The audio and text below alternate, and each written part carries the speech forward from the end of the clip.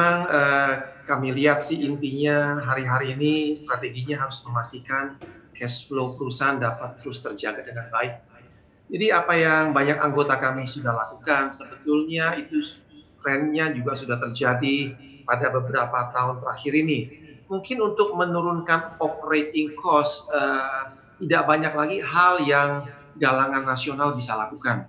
Karena kalau dibandingkan dengan per unit cost docking di Indonesia, kita di Asia Tenggara sudah termasuk salah satu negara yang sudah jauh lebih murah dibandingkan dari Singapura maupun Malaysia. Nah, strategi banyak daripada anggota-anggota kami adalah mempersiapkan subkontraktor.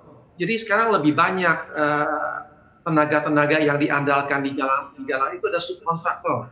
Seperti ada subkontraktor dari pengecatan, subkontraktor perbaikan pipa, subkontraktor perbaikan baling-baling dan segala macam itu yang galangan terus tekankan untuk menurunkan mereka punya overhead.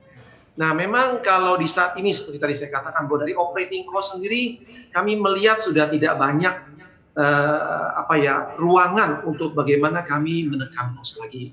Nah, seperti yang tadi kita katakan bahwa cash flow adalah salah satu kata kunci ya untuk membuat galangan dapat bertahan melalui masa pandemi ini maupun melalui masa-masa resesi beberapa tahun ke depan. Nah, jadi salah satu hal yang banyak galangan mulai lakukan adalah memanfaatkan kebijakan yang pemerintah yang sudah berikan dalam beberapa bulan terakhir ini, di mana bank-bank nasional diberikan keleluasaan untuk merestrukturisasi kredit yang dimiliki oleh perusahaan-perusahaan termasuk juga oleh industri galangan kapal, sehingga di 1 tahun ke depan kita hanya membayar bunga seminimal mungkin. Yaitu intinya agar cash flow perusahaan dapat terjaga, kewajiban perusahaan dapat tetap terjaga, sehingga ketika pandemi ini berlalu, industri galangan kapal bisa bangkit kembali. Oke, ini sudah cukup atau butuh stimulus dan kebijakan lain, Pak Edi, yang justru lebih nendang lagi? Karena tadi seperti Anda mention, sebenarnya bukan saat pandemi ini saja begitu ya, kondisi dari galangan kapal sendiri ini mungkin industri galangan kapal sulit begitu ya, berada di kondisi yang memang kapal baru pun juga sulit karena mungkin ada kompetisi dan lain-lainnya begitu ya. Ada nggak dibutuhkan lagi stimulus tambahan begitu untuk industri ini? Ya, saya rasa kita mungkin lihat stimulusnya dari berbagai sisi.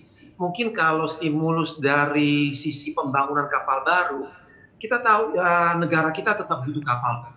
Angkatan laut kita butuh kapal. Bakamla kita butuh kapal. Transportasi penumpang antar pulau juga tetap dibutuhkan. Nah, ini yang seharusnya kita mulai lakukan agar import kapal bekas maupun import kapal baru sudah harus dikurangi atau bahkan dihentikan.